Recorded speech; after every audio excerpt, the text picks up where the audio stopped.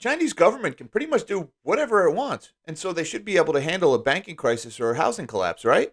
Well, not so fast. According to the last bear standing, there's a big difference between authority and control. And just because the Chinese government can do whatever it wants, whenever it wants, that doesn't mean they're immune to the consequences of decades of reckless credit expansion and malinvestment. This is the third and final part of my interview with the last bear standing. I've got links down in the description below to part 1 and part 2. I've also got links to the last bear standing's Twitter and his Substack. I highly recommend both. And without any further ado, here's the last bear standing. So you drew a distinction in one of your more recent articles between authority and control. And I've seen a lot of people have said because the Chinese government has basically absolute control, that they're a very top-down driven organization, that they can move quickly, that they can handle this, that they'll just pass a law or make some decree and everything will fall into place. And I've been very skeptical of that in my channel, and I've noticed some signs of that. You've been pretty skeptical of that. Could you add a little bit of color on your thoughts, the difference between authority versus control? Yeah, absolutely. I think it's a very important distinction. So I think that the CCP can do effectively whatever they want to do, but that's sort of what I mean by authority, is that they can make the policies that they want to make, but in order to, they don't necessarily run. The system is not being run on a top-down basis, and in order to be able to address issues that are as broad and systemic as the real estate collapse, you kind of need to know what to do. and in this situation, it's clear that they don't know what to do. And if you if a lot of people have the impression that that because there's so much authority that they can just sort of avoid bad outcomes. But if that were the case, then then you wouldn't see the crisis spiraling to the way in the way that it has. Like, why would they have not? Last year they were taking a pretty hard line intentionally because they were trying to break moral hazard and whatnot. But this year they've softened dramatically, and yet the crisis continues to spiral. And that's because it's really hard to fix, and it's arguably almost impossible to fix at this point because they've already wasted so many resources on this bubble that ultimately doesn't have a lot of value.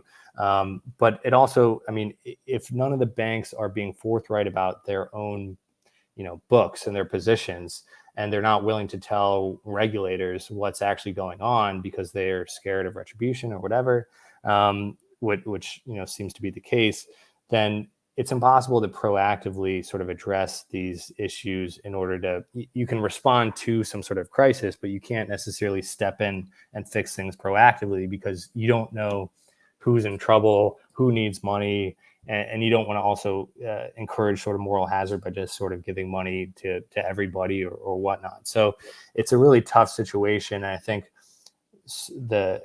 if there was an easy solution to these problems, then you wouldn't see the central government as worried as they are about the issues, and you would see intervention that's been more effective than really the total the intervention that's happened over the past 6 months or so has done nothing, in my view, to really stall or reverse sort of the crisis from playing out.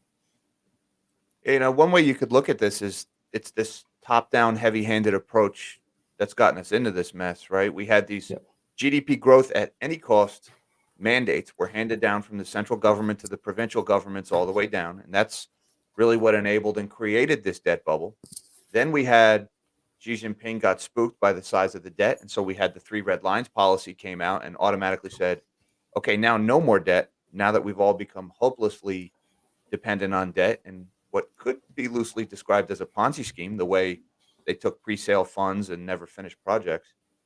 And now it seems like they're already starting to walk back the 3 red lines policy. Now we have the government strongly suggesting that the banks increase lending to these developers to finish these projects because they're afraid of the mortgage boycott. And then more recently, just this week, I saw an article came out that said Beijing is going to allow some of these developers that haven't gone belly up yet to issue these state-backed bonds where basically Beijing is a cosigner on a loan now. So hopefully Country Garden and some of the better positioned developers don't continue, they don't default, also adding to the problem. So has China already walked back the three red lines policy? I mean, I think that I wouldn't say that they've walked it back entirely. I think that certainly from last summer, when sort of the Evergrande situation first, was really spiraling, the central government took a very consistent hard line that they were not budging from the three red lines. They were not budging from their desire to reform the mortgage market, the real estate market, and that this was really critical. And I think that they were a lot more sturdy than a lot of people expected them to be. In the past 6 months or so, I think that they've eased up as as the situation has continued to spiral in the way that it has. And I think that now you have, in various situations, trying to find solutions where it's a sort of a question of who's going to kind of cover the losses, or how is this going to ultimately get, it's impossible to sort of like get rid of the losses. It's more of a question of like who's going to bear them. So if you have banks, if you ask the banks to bail out developers, if you say, hey, loan to Country Gardens, even if they can't pay it back because we don't want Country Gardens to fail, then the bank's in the position of, taking the loss themselves, and they can't necessarily bear that loss.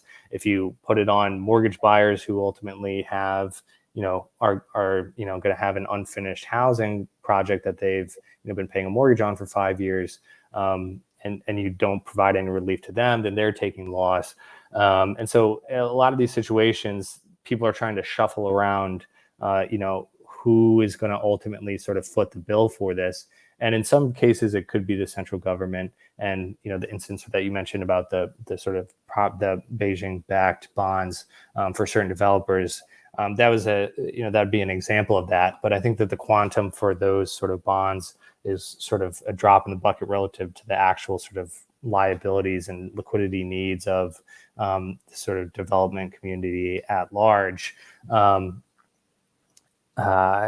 so I think it kind of goes back to the Huarong situation where, Huarong got into, basically came out and said, hey, we can't provide our annual audit. We have, this massive problem on our balance sheet. We're in big trouble. And it basically took 5 months for the central government to come up with a solution to how to even deal with the situation, because they went to the other state-owned banks and said, hey, lend these guys money, and the banks are like, well, they didn't want to take the losses by lending money to a company that they didn't think that was going to repay them, and ultimately put themselves in a situation where they'd be the next Huarong, subject to penalties and subject to all the sort of negativity that came with that. So it's this process of self-preservation where nobody wants to accept the losses. The government and the people and the banks and the developers are all sort of trying to cover themselves, and ultimately it's there's no good choices. It boils down to a political decision, right? Beijing is going to decide who holds the bag. Yeah. Whether it's everybody or a select few, only time will tell. Yeah. And so a lot of it, it's a process of, you're kind of putting out one fire with it. They're sort of running down the line, but there's ultimately, it's all kind of circular. There's the reality, like you said, is that, there's someone's going to be holding the bag. And so it's a question of who that's going to be. Well, Bear, I want to thank you very much for taking the time to talk to us today. I know we covered a lot of topics there. I think your Substack is fantastic, and your Twitter feed. You're one of the handful of people, when I'm scrolling through Twitter and I see your logo come up, I stop and I read everything you put out. You can count on one hand the number of people that I read everything that comes out, and you're one of them. So I want to thank you for coming on today. Can you tell us a little bit, where can we see your work? Where can people find you? Yeah, first of all, thanks for saying that. Appreciate it, and thanks for having me on the show. You can find me on Twitter as Last Bear Standing is my name, my Twitter handle. You can probably find maybe in the comments below or something. I'll put a link down in the description. Yep. And the Substack is also The Last Bear Standing. You can find that from my Twitter page, or you can just go to substack.com/The Last Bear Standing. Outstanding. And I highly recommend both of those folks. Like I said, he's one of the hidden gems of FinTwit I found, although I've noticed your following has been growing pretty fast, so you're not really so hidden anymore. But yeah, I was one of the early ones. I discovered you early. Yep. Yeah, no, absolutely. And thanks again for having me. Anytime.